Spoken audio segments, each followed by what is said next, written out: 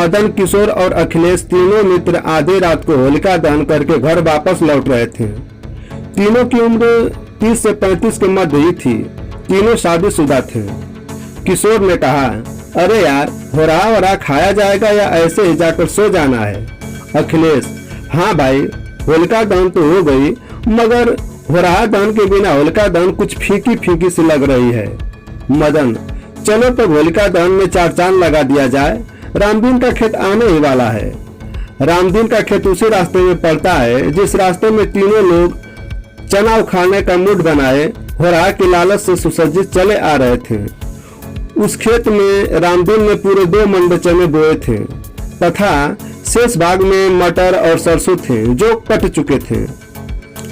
चनों के उन छोटे छोटे पेड़ों में मोटी मोटी भरी भरी दानेदार फलियां लगी थीं। वे तीनों उस खेत में उतरे और जितना जितना हो सका उतना उतना चना उखाड़कर सीधे मदन के घर पहुंचे। घर आकर पता चला कि तीनों ने लगभग आधा बोझ चना उखाड़ा था। खैर, चने का होरा भुजा गया और गुड़ के रस के साथ होरा खूब दबाकर खाया गया। इसके बाद किशोर और अखिलेश अपने अपने घर को चल दिए। मदन का तो वह घर ही था। बच्चे बच्चों को पता है कि होलिका दहन वाली रात के बाद का दिन होली का दिन होता है। जैसे जैसे सूरज देवता आसमान की ओर बढ़ते जा रहे थे, वैसे वैसे गांव के लोगों में होली की उमंग भी बढ़ रही थी। सारा गांव हरे पीले लाल रंगों में रंग जाने को ललायत हुए जा रहा था। बच्चे, बड़े बूढ़े, नर नारी, हर कोई होली के रंगों में रंग रहा था। एक दूसरे को रंग लगाने का सिलसिला जारी था। कुछ लोग दारू तो कुछ लोग भांग का भी आनंद ले रहे थे। दारू पीने वालों में अखिलेश भी था। मदन और किशोर को गुटखे खाने के अतिरिक्त मजाल नहीं था कि कोई भी नशा छू ले। वे तीनों मित्र साथ ही थे। होली का हुड़दंग यूं ही चल रहा था कि उस स्थान पर गांव की एक बूढ़ी दादी आ टपकी। बूढ़ी दादी ने कहा, रामदीन के खेत से किसी ने रात को पूरा इतना चना उखाड़ा है। पूरा इतना कहते हुए उन्होंने अपने दोनों बाहों को आधा फैला दिया। फिर उन्होंने कहा, खूब गाली दे रहा था रामदीन, केवल खराब खराब शब्द ही निकाल रहा था। बूढ़ी दादी के मुख से निकली रामदीन द्वारा दी गई गाली वाली बात अखिलेश के हृदय पर चोट कर चुकी थी। अखिलेश के भीतर की दारू उस चोट पर रह कर नमक मिर्चे का हल्का हल्का लेप लगाने लगी।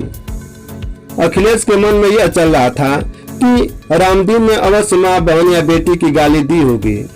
उसका यह सोचना स्वाभाविक ही था, कर्तव्य ही वैसा था। और हम हिंदुस्तानी लोग हैं।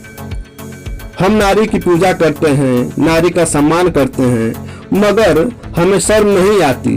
माँ, बहन, बेटी की गाली दिए बगैर हमारा गुस्सा शांत ही नहीं होता।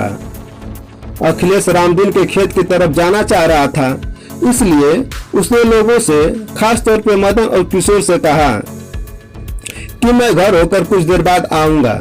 कहकर चला गया। गांव से बाहर निकलकर लड़खड़ाते कदमों से दक्षिण दिशा की तरफ अखिलेश बढ़ने लगा। बड़बड़ाते चले जा रहा था। बुरा भला जो भी कह लेता, गाली देने की क्या जरूरत थी?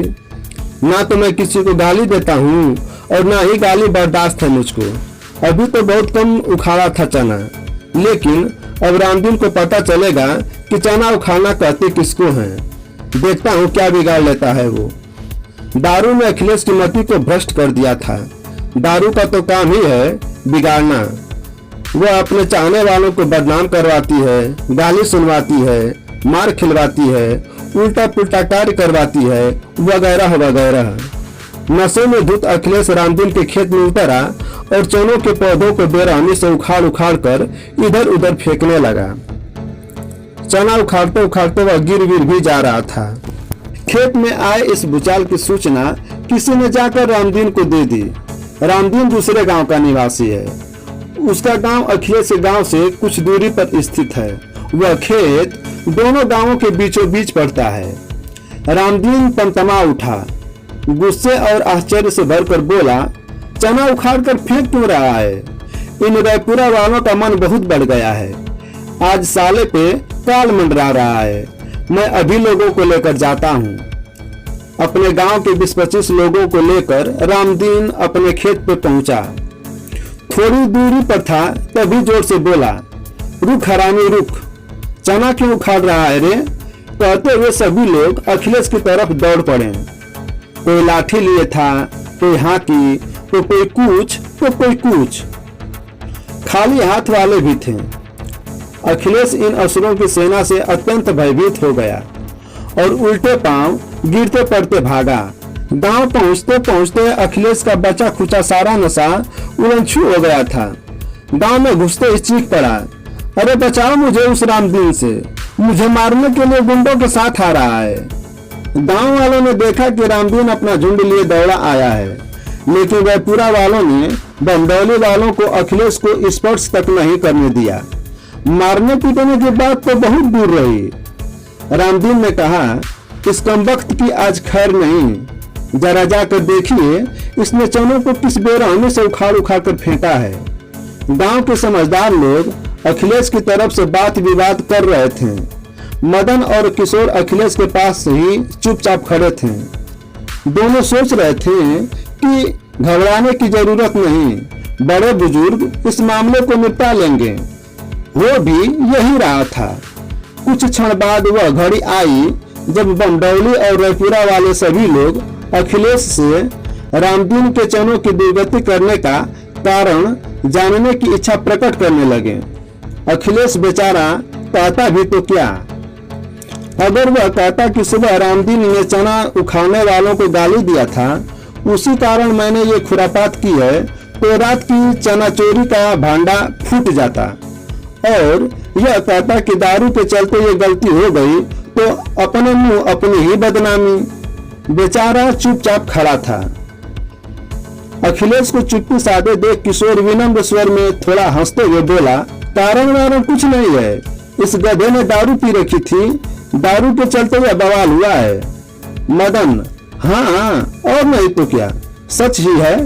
आज कसम खा लो अखिलेश की दारू अब कभी नहीं छुओगे। अंत में अपने लोगों से विचार विमर्श करके क्षतिपूर्ति के नाम पे रामदीन ने 2000 रुपयों की मांग की। किशोर, अखिलेश और मदन ने 2000 रुपयों का इंतजाम किया और लाकर रामदीन के हाथ पे रख दिया। तो दोस्तों, आपको यह कहानी पसंद आई हो तो लाइक शेयर सब्सक्राइब और कमेंट जरूर कीजिए। धन्यवाद दोस्तों।